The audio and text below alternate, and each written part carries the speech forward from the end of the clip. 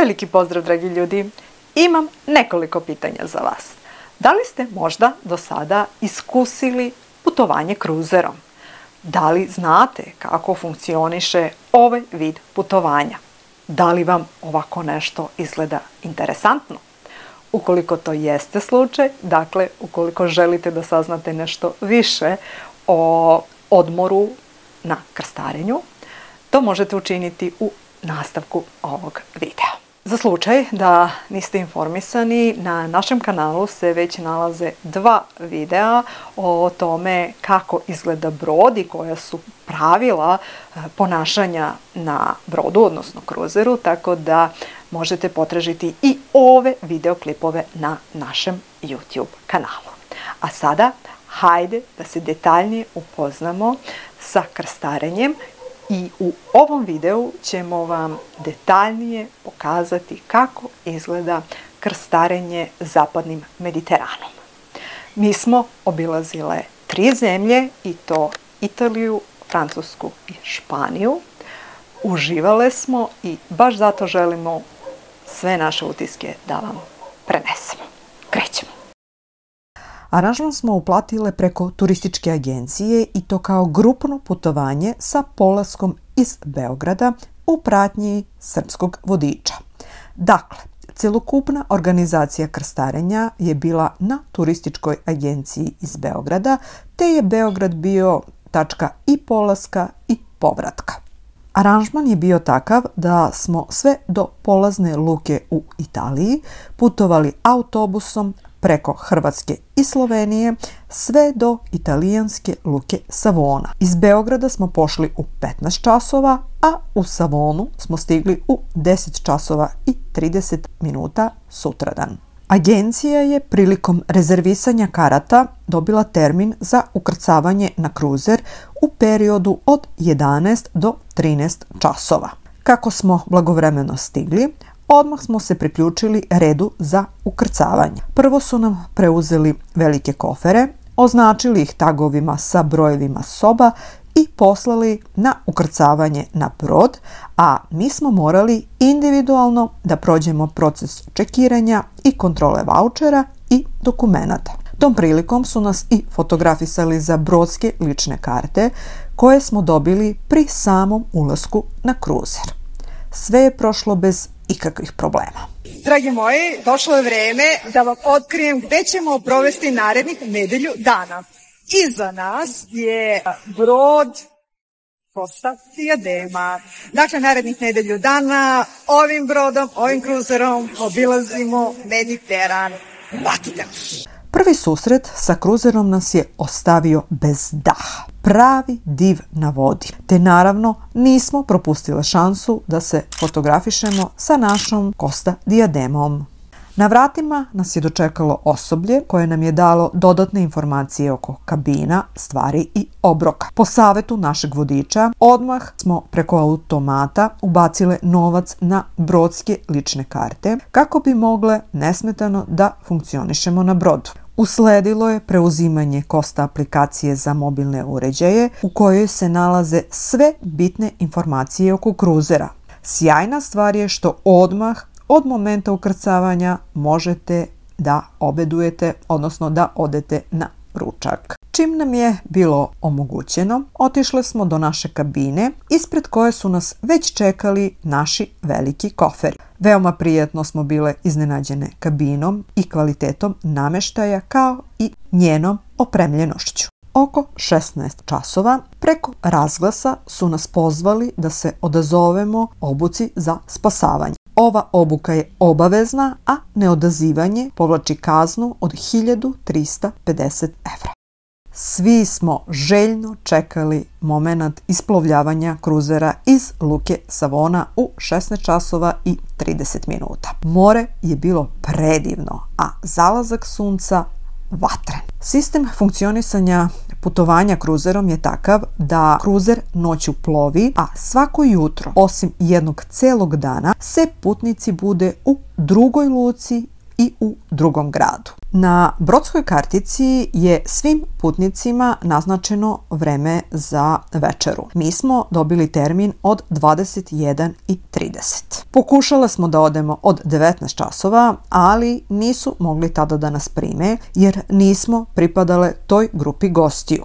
Kada smo ih pitale da li je moguće pomeriti ovaj kasni termin jer nam nikako ne odgovara večera u to doba, rekli su nam da je moguće, ali tek od sutra uveče i da ćemo o tome dobiti napismeno odobrenje u našoj sobi. Tako je i bilo. Od sutradan naša večera je počinjala od 19 časova. Prvih dana bilo je pravo zadovoljstvo istraživati kruzer. Fascinantnih je dimenzija i sadržaja, tako da je radoznalost uvek bila uključena. Bilo nam je zanimljivo da posećujemo noćni program i žurke. To prvo veče bio je predviđen dres kod sa nekim crvenim detaljem, te smo se potrudile da se uklopimo u postavljenu normu. Sledeće jutro smo se probudile u luci Civitavecchia u Italiji. Ova luka je najpoznatija kao luka koja je najbliža Rimu jer se nalazi na svega sat i po vožnje do njega. Uzimajući u obzir da smo na kruzer trebale da se vratimo najkasnije do 17 časova, sat vremena pre isplovljavanja u 18, kao i to da je potrebno u putu do i od Rima u najboljem slučaju provesti ukupno oko 3 sata, odustale smo od ideje da i ovoga puta posetimo Rim. Naša odluka je bila da odemo do jednog lepog gradića u blizini Civitavecchie pod nazivom Santa Marinella. Ukrcale smo se na javni gradski autobus koji je vozio od luke do železničke stanice Civitavecchia. Tamo smo kupile kartu za vožnju do Santa Marinelle koji je pravac ka Rimu i nakon 10 minuta vožnje na prvoj sledećoj stanici našle smo se u ovom gradiću. Bio je predivan dan za šetnju. Obišle smo male trgove ovog grada, luku za manje brodove, obišle smo vidikovac sa pogledom na Sredozemno more i na grad, a nakon toga se spustile do plaže i uživale u blagim zracima sunca i maestralnom italijanskom aperolu. Kada je došlo vreme za povratak, sve ovo smo ponovile u suprotnom pravcu i na vreme stigle do kruzera. Brod je na vreme isplovio, a mi smo se pozdravili sa još jednim kruzerom koji je bio usidren u ovoj luci pored nas.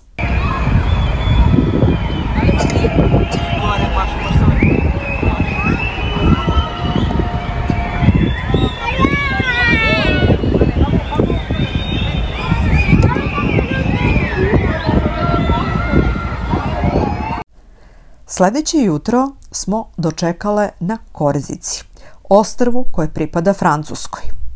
Luka u Ajaciju, gradu koji smo obilazile, ima sjajan položaj, tako da nije potrebno korišćenje nikakvog prevoza da bi se stiglo do gradskog jezgra. Za Ajaccio se pretpostavlja da je grad u kome je rođen Napoleon, pa ceo grad slavi njegov lik i delo. Najpoznatija turistička tačka je najveći spomenik Napoleona u ovom gradu, te smo nas dve otišle da ga posetimo.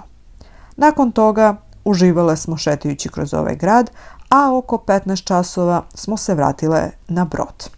Kruzer je nastavio plovidbu u 18 časova.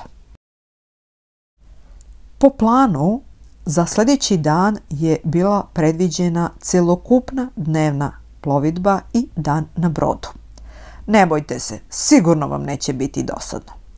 Koje sve sadržaje posjeduje brod možete pogledati u našem drugom videu, sve što treba da znate o krstarenju. Celodnevno krstarenje je poznato i po tome što se svi spremaju za čuveno gala veče sa kapetanom kruzera. Dragi moji, došlo je konačno i to kapetanovo veče. Evo, mi smo se sada malo detaljnije uredili, sredili i evo krećemo upravo na večeru koju je zakazao kapetan. Nadam se da će biti zadovoljan našim izgledom i da ćemo proći njegove stroge kontrole. Šalim se malo, nije ništa drastično i strogo propisano kako morate da izgledate. Dat je opis da bi bilo poželjno da budete dovoljno elegantni, tako da se nadamo da ćemo zadovoljiti kapetana. Hajde sada da vidimo šta je on isplanirao večeras za nas. Retko ko od putnika zna šta treba da očekuje za to veče. Mi smo očekivale neki veći spektakl, recimo za vreme večere ili u nekom od noćnih klubova. No, na naše razočarenje sve se svelo na fotografisanje profesionalnog fotografa putnika sa kapetanom. Vodičice su nas čak informisale da se ni ovo ne događa često, već se dešava da se kapetan i ne pojavi. Mi smo ga makar videle s leđa.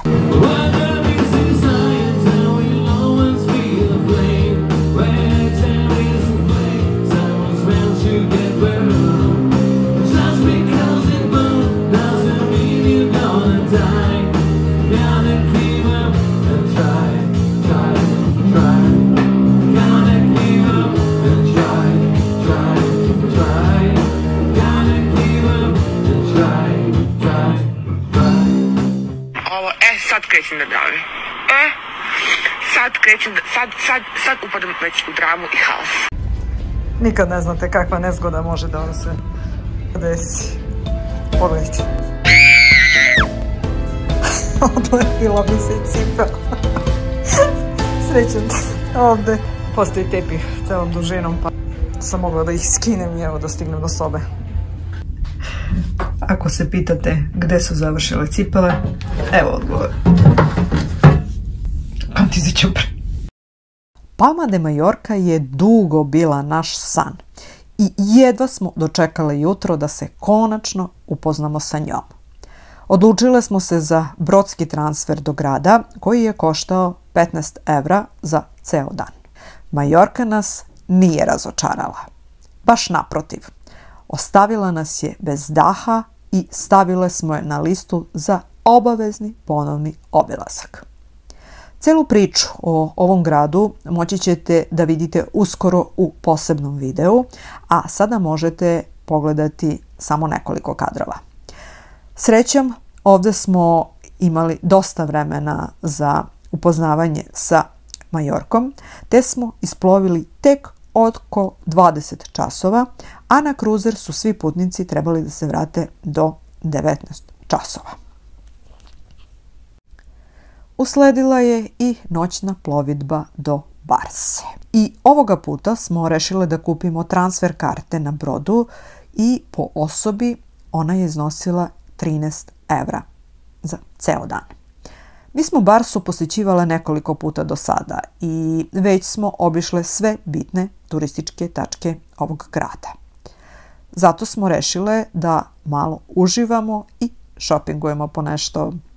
Od svih zemalja koje smo na ovom putu posjećivale, Španija je najjeftinija, te smo iskoristile ovu informaciju u svoju korist. U Primarku je recimo situacija bila da kao da niko nema apsolutno ništa da obuče. Pa je rešio da to uradi baš ovde. Na stotine ljudi. Nismo imale dovoljno strpljenja i živaca da se mačujemo, te smo uzela samo neke obične casual komade na brzinu i izašle.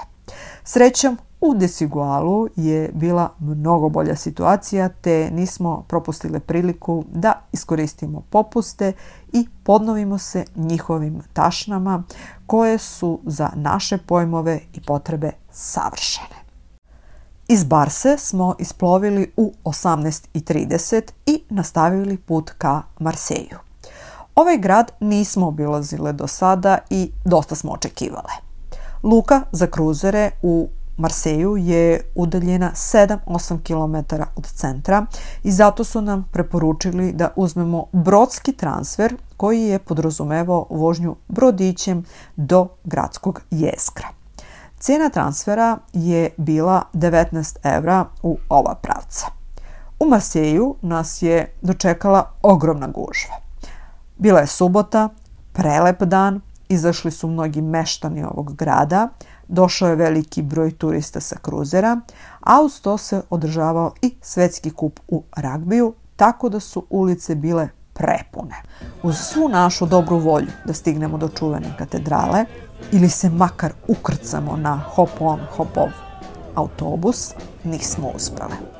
Detaljnije razgledanje i obilazak Marseja je ostalo za neki drugi put.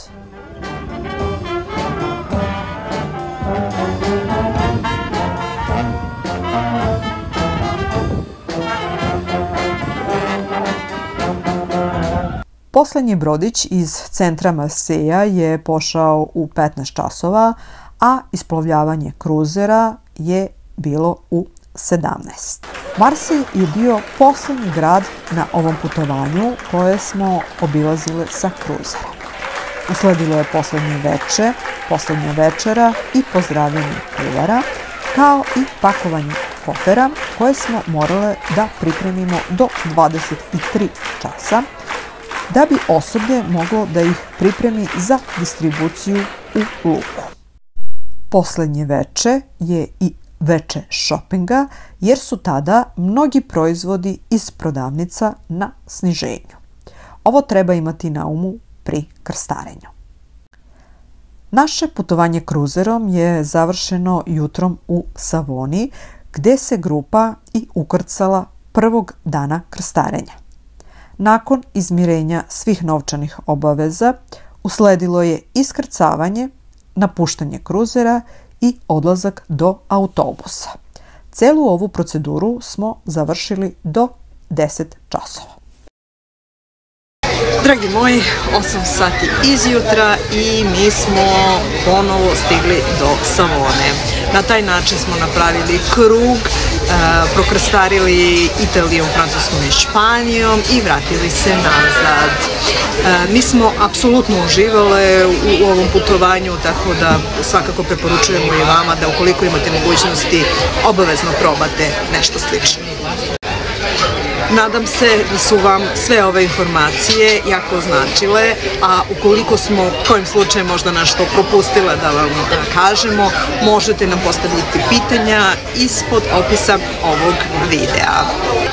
Neću propustiti ni priliku da vas pozovem da ukoliko vam se dopada ono što radimo, zapratite naš kanal, delite naše video snimke i komentarišete ih. Nama podrška jako znači, a za vas je sve to besplatno.